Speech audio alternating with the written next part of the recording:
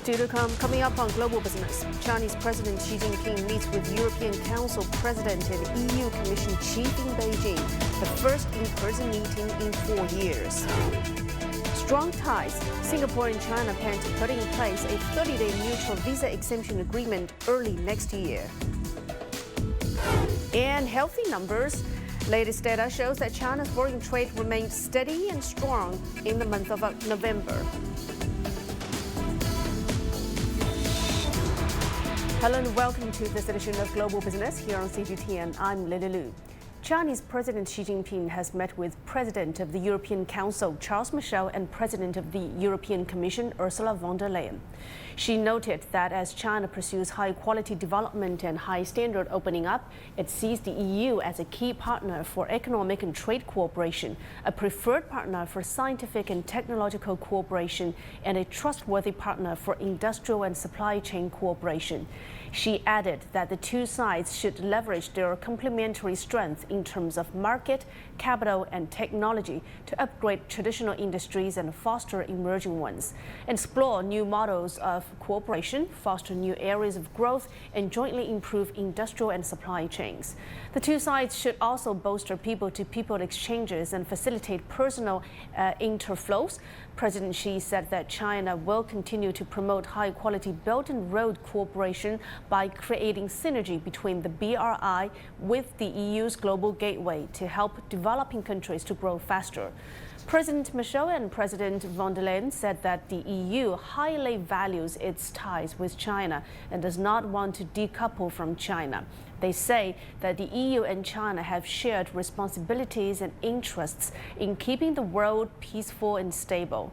The EU should like to have close communication and coordination with China, uphold multilateralism and the purposes and principles of the EU Charter, and work for the settlement of regional issues, including Ukraine and the Middle East.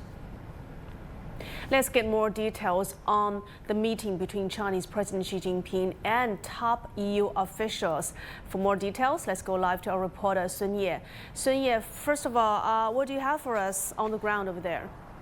Hey there, this is a meeting that has been described as candid, frank, in-depth, constructive, and it's a meeting that's said to be very beneficial and meaningful for China and EU relations' future development. That's according to China's Ministry of Foreign Affairs. And in that leaders' meeting, Chinese President Xi Jinping had said that since the end of last year, China-EU relations have shown a good momentum of solid development.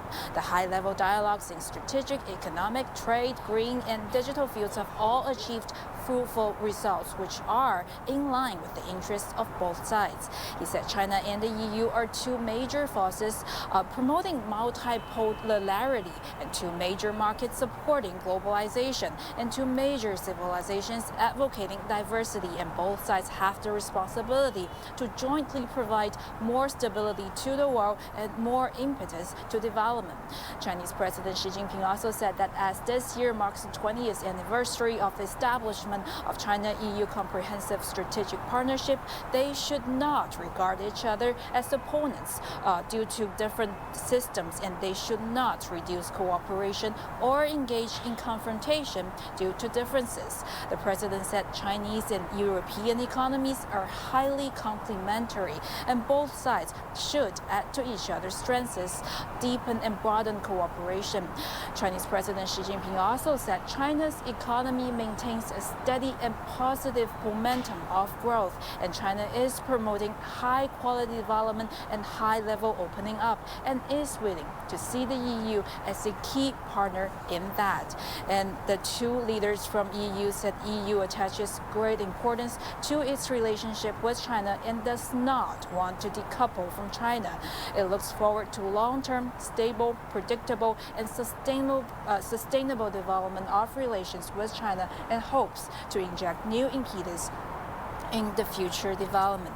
Of course, one of the things the EU leaders have come to talk about is what von der Leyen has called trade imbalance that EU would not tolerate. And on that, China replied before the summit that China has never deliberately pursued a trade surplus. And on the contrary, China has continued to promote a high level of opening up to the outside world by actively organizing the China International Import-Expo and other things. And China welcomes all countries to better share China's mega market with a population of more than 1.4 billion people. And China also said the current trade situation between China and Europe is the result of the joint influence of the macroeconomic environment, international trade condition, and the structure of both sides, and that trade data does not reflect the industrial chain, the supply chain integration, and the distribution of benefits between Sino-European trade pattern. That's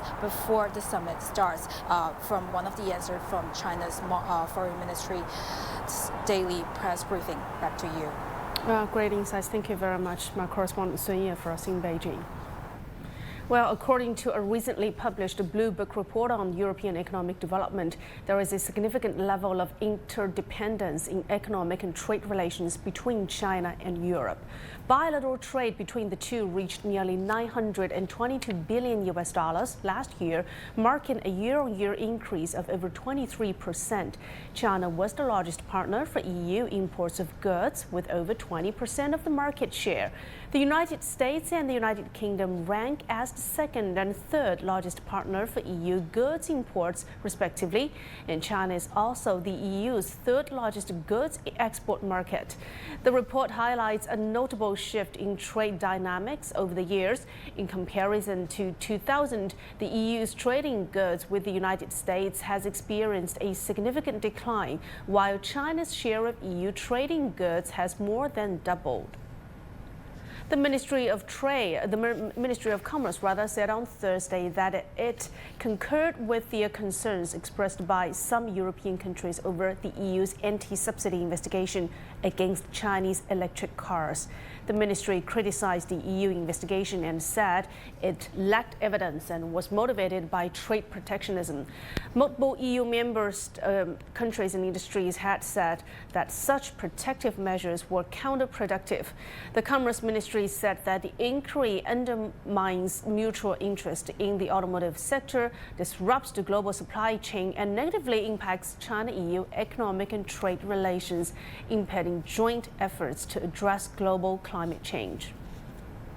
And now for more discussions on China-EU relations, let's bring in Liu Mingli, a research fellow at China Institute of Contemporary International Relations. Mr. Liu, great to have you on the show. So first of all, what do you think are the primary economic issues that the Chinese president and EU leaders aim to address in their first in-person meeting in 4 years? I think we have reasons to believe that economic issues will top the agenda on the summit, because economic relations is the major content of the bilateral relations between China and the European Union. Both are major economies in the world. I think for both sides, they will care about the signs of slowdown of bilateral trade during the previous months.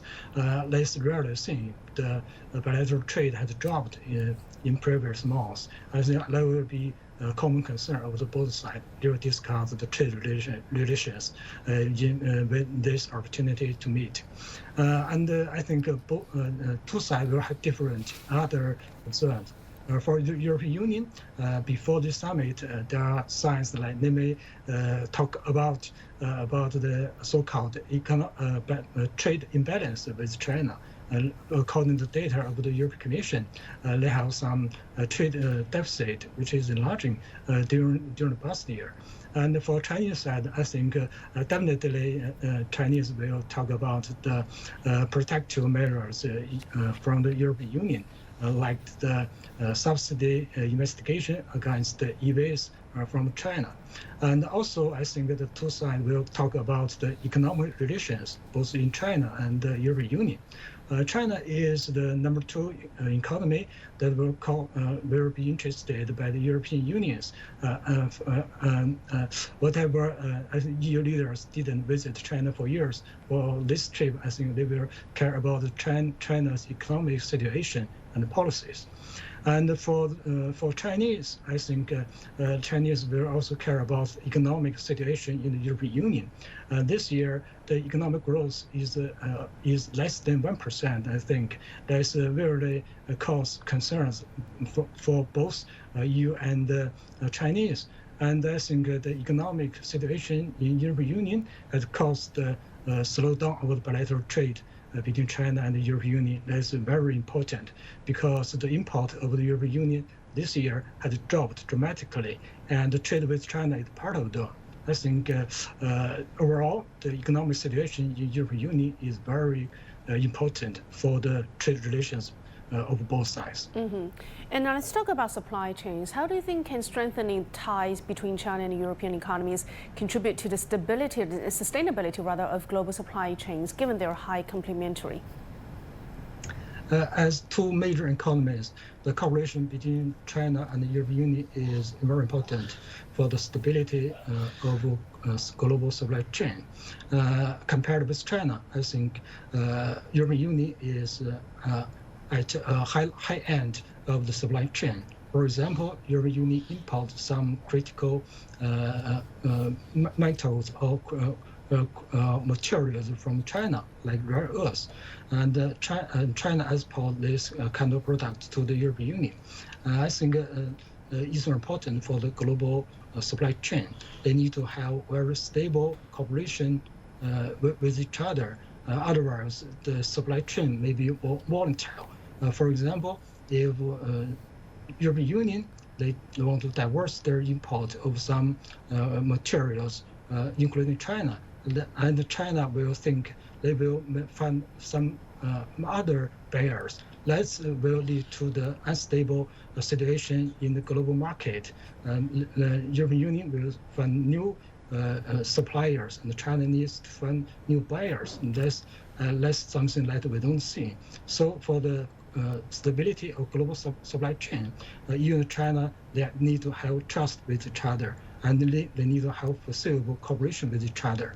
I think in the future, both sides will have the strong desire to set up the new mechanisms or channels to work with each other. And also, we know that European nations, they're adopting actually varying stances towards China. How do you think can the EU as a bloc effectively balance the interests of its own members while cultivating relations with China? I think it depends on the topic. For economic issues, we know European Union is very integrated in economic issues. They have common trade policies. So for economic issues, the EU countries can resort to the European institutions, like the European Commission, which set up the proposals and in charge of implementing policies. They also can work with the other EU institutions, like the European Parliament and the EU Council. They have representatives in these institutions. So for economic issues, they have, if the European Union want to cooperate, want to coordinate with each other, they can work with the European institutions. For other issues like diplomatic issues or security issues, they have other channels. We know China have multi-dialogue channels and other working programs with European countries. So that's the channel for the European member states to choose to work with China. But in general, I think whatever EU will still be a bloc of 27 sovereign states, they will have different views on China. I think it is still far from have a common voice towards China. Well, great insights. Thank you so much, Mr. Liu Mingli, Research Fellow at China Institute of Contemporary International Relations. China has adopted a pilot visa-free policy for France, Germany, Italy, the Netherlands, Spain, and Malaysia starting December the 1st. Holders of ordinary passports from these countries can enter China visa-free for business, tourism, and visiting relatives and friends, and also transit for up to 15 days. Many travelers say this is a great convenience. Take a listen. Ja, sehr positiv, wie ich schon sagte. I think it's a positive gesture. It shows that China is further opening up. It's very convenient for tourists to go sightseeing in China, or even just go for a short trip across the border. Of course, if there would be something like a workshop or there are some really short-term intensive Chinese classes, the Mandarin classes you could attend, only 14 days programs, this would be very easy, of course, for these reasons. For academic use, it's also very helpful, especially if you do some kind of a field research or you have to communicate with Chinese scholars or other Chinese students. Of course, it makes it very easy. Je pense déjà que c'est une excellente nouvelle. I think this is very good news. The visa-free policy continues China's commitment of opening up. It helps the world know more about Chinese culture. This policy also helps promote people-to-people exchanges and the development of tourism. It could also stimulate investment in China. We know that China is a very attractive country for foreign investment. There could also be new economic cooperation between Europe and China. China says the new policy has seen positive effects. Data from the National Immigration Administration shows that from December the 1st to the 3rd, nearly 18,000 travelers from the 6 countries entered China. The daily average was up by 39% from November the 30th. And nearly 7,000 of these travelers, or 39% of the total, came on visa-free policy. Singapore's foreign ministry announced on Thursday that Singapore and China will put in place a 30-day mutual visa exemption agreement.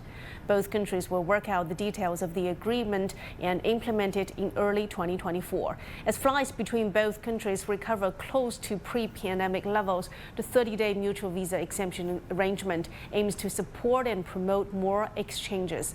Additionally, Singapore's central bank and the People's Bank of China are also starting a pilot program to allow travelers from both countries to use China's Chinese yuan digital currency for tourism spending in both Singapore and China. And still to come here on Global Business. Latest data shows that China's foreign trade remained steady and strong in November. We get behind the healthy numbers.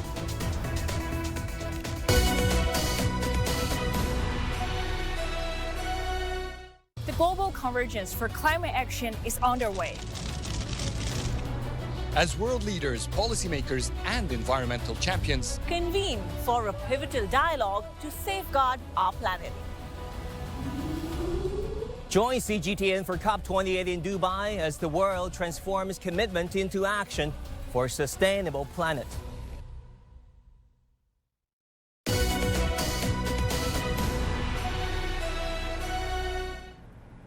China's foreign trade remained steady in November. According to data from China's General Administration of Customs, the country's total goods imports and exports expanded 1.2% in November compared to the previous year, reaching a total of 3.7 trillion yuan. In yuan terms, exports saw a growth of 1.7%, while imports edged higher by 0.6%. China's foreign trade for the first 11 months of the year remained unchanged when compared to the same period of last year. In November, China's top trading partners were ASEAN, the EU, and the United States. And here's what Chinese customers had to say about the country's foreign trade performance.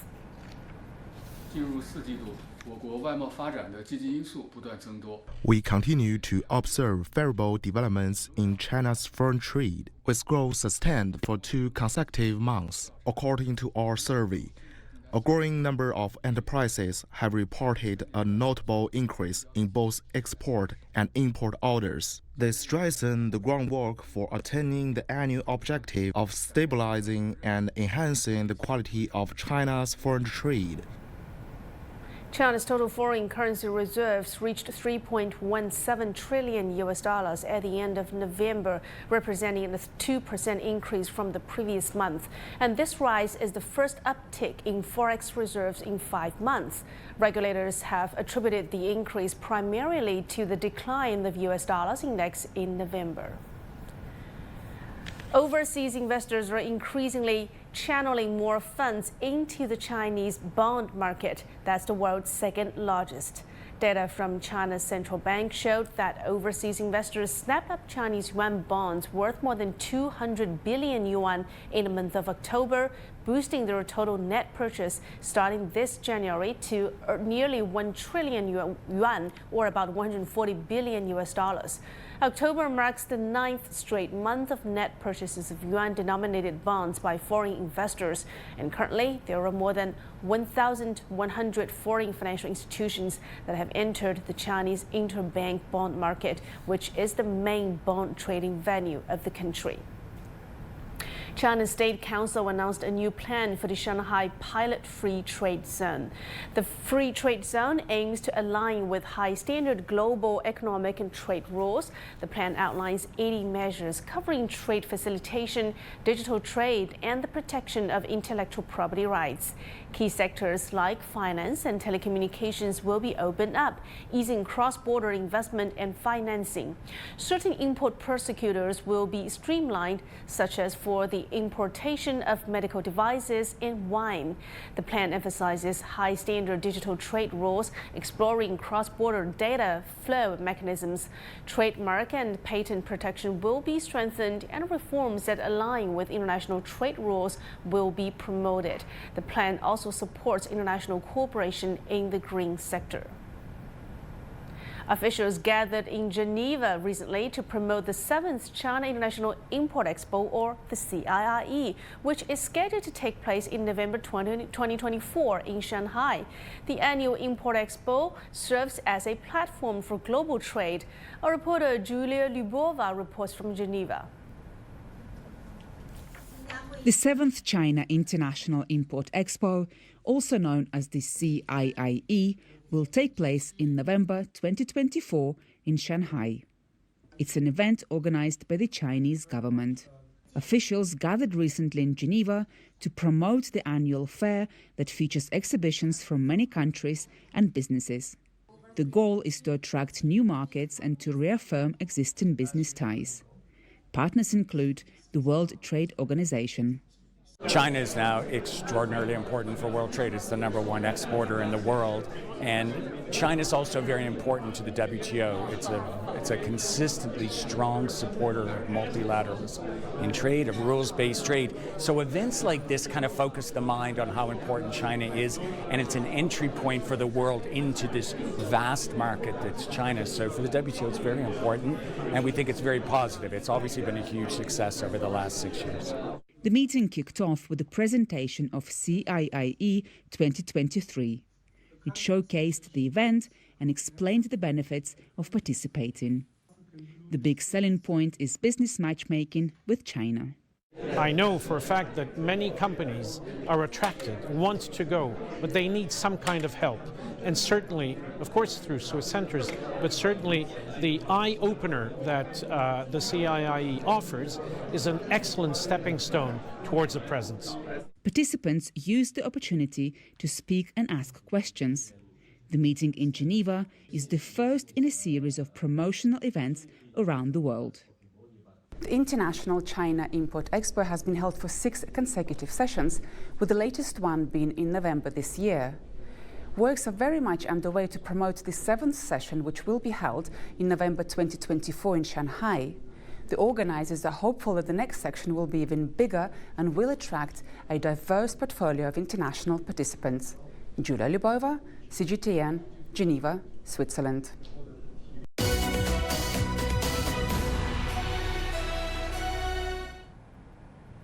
While world leaders discuss policy decisions to accelerate climate action at COP28, several startups are also showcasing their ideas in Dubai that provide solutions to environmental challenges. From making drinking water out of the atmosphere to developing new processes for recycling fast fashion and so on, they have many solutions on offer. Radhika Bajaj tells us more. Here at the Startup Village at COP28, young businesses have come up with fresh ideas to tackle some of the key problems plaguing our environment.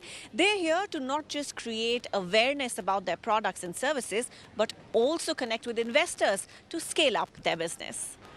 92 million tons of textile waste is generated every year. JE Plant from Japan has developed a chemical process that enables recycling clothing waste more than just once. So it's 100% made from textile waste. We collect the clothes, the entire clothes from the consumers in Japan. And also we also work with some suppliers in the textile industry. The differentiator of our technology than the other is that, of course, first of all, we do reduce a lot of carbon emission. And then secondly, we have no limitation in terms of how many times we can recycle like one single clothes, because we are chemical process. If it's a mechanical process, like all those contaminants stay in the process, and then it doesn't really move away. However, we are a chemical process, so we can just simply recycle it indefinitely. Another critical problem for the world is access to clean drinking water.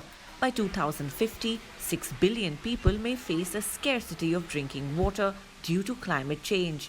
Source uses patented technology to create water from two free and abundant resources, sunlight and air. It's a problem of villages, it's a problem of islands and mountains and rural areas, and yet the solutions for water are very urban. We've got centralised kind of Roman era thinking around water. So we have hydro panels that make clean drinking water using only sunlight and air. A hydro panel allows you not only to get the water to harvest water from the atmosphere, but also deliver it. So we look at the cost of the water and the cost of the infrastructure, and the further you get away from a big city, the more value that creates. And so instead of trucking waters long miles, or women and girls walking for water, or people buying water in a plastic bottle, they're now able to get it in a pipe that's created only meters from where they live. Another aspect that can go a long way in conserving energy and reducing emissions is making existing infrastructure environmentally smarter. Neuron Digital from Hong Kong uses technology to develop a digital brain for traditional building control systems. So what we are trying to do is we are trying to provide a smart building platform, as you can see on the screen, to help to improve the operational efficiency of all the buildings actually. This is to monitor all the real-time data of the buildings. For example, the energy, the temperature, the carbon emission, etc. Each building is actually, we can help them to achieve cost saving by 90 to 120 tons carbon emission a year. That's representing planting around 4,000 trees a year. Over 100 climate tech startups are present at COP28's Startup Village, operating in diverse sectors such as sustainable transport and agriculture, solar energy and even aviation. Their participation shows the important role that the private sector and technology are playing in meaningful climate action. Radhika Bajaj, CGTN, Dubai. And with that, I'm closing now this edition of Global Business here on CGTN. Thanks for being with us. I'm Lily Lu in Beijing. Till next time, bye for now.